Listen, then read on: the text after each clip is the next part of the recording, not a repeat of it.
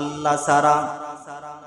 কোন বান্দা যদি বিপদে পড়ে যায়, বিপদের সম্মুখীন হয়ে যায়, ও পয়গম্বর আপনি জানাইয়া দেন ওই জায়গা থেকে, বিপদ থেকে উদ্ধার করবে আমি ছাড়া আর কে?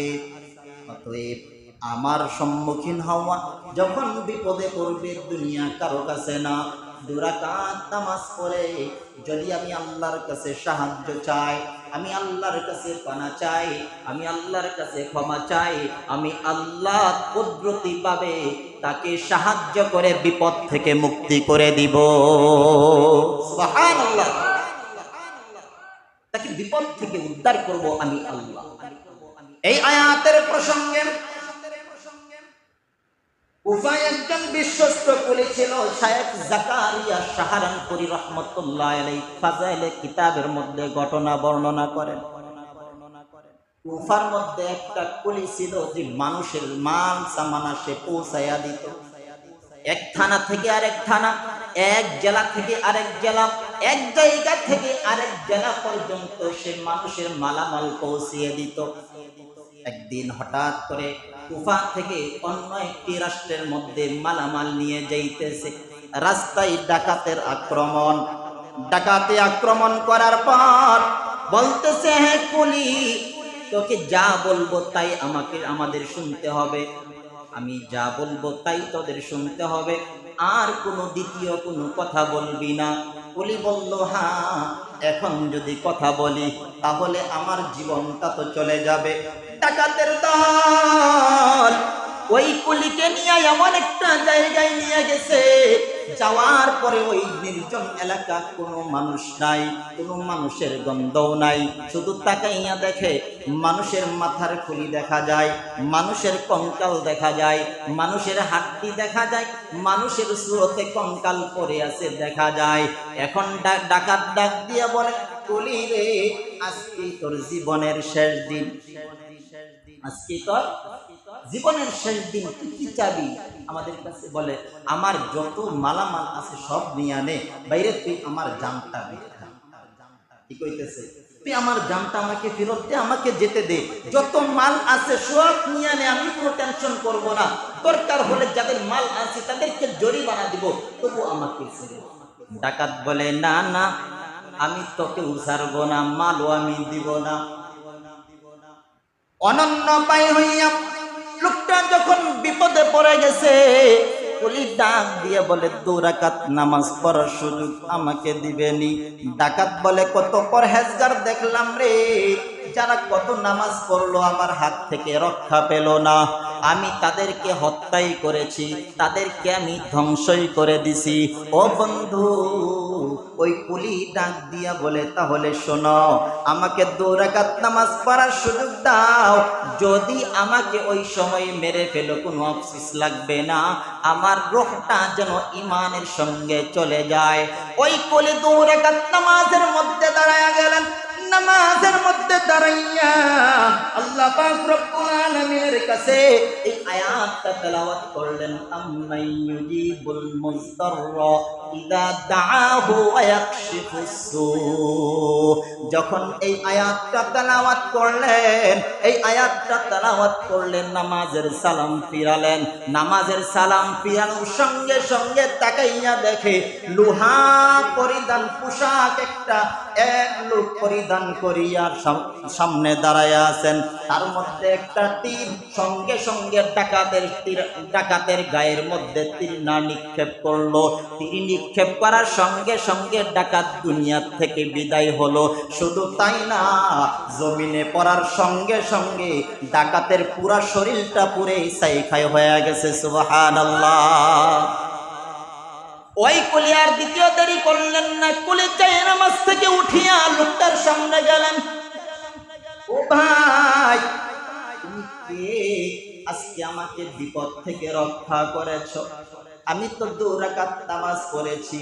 লোকটা ডাক দিয়ে বলে, আমি দুনিয়ার কেউ না, তুমি যখন কোরআনের আয়াত তেলাওয়াত করেছিলে, আম্মাই ইউজিবুল মুযতাররা ইযা দাআহু ওয়া ইয়াকশিফুস সু, ওই আয়াতের দায়িত্বশীল ফেরেশতা তুমি যখন তেলাওয়াত করেছো, ওই দায়িত্ব হইয়া আল্লাহর পক্ষ থেকে তোমাকে বিপদ থেকে উদ্ধার করার কাজ আমার উপর ফরজ হয়ে গেছে।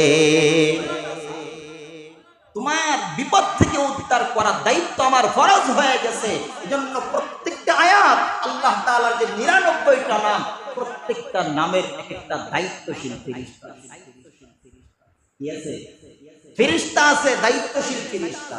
এই জন্য তো মুমিনরা বলে আল্লাহ 99 নামের ওসিলা দিয়া দোয়া করে, রিজিকের অভাব, ইয়া রাজ্জাক আমার রিজিকের ব্যবস্থা করে দেন।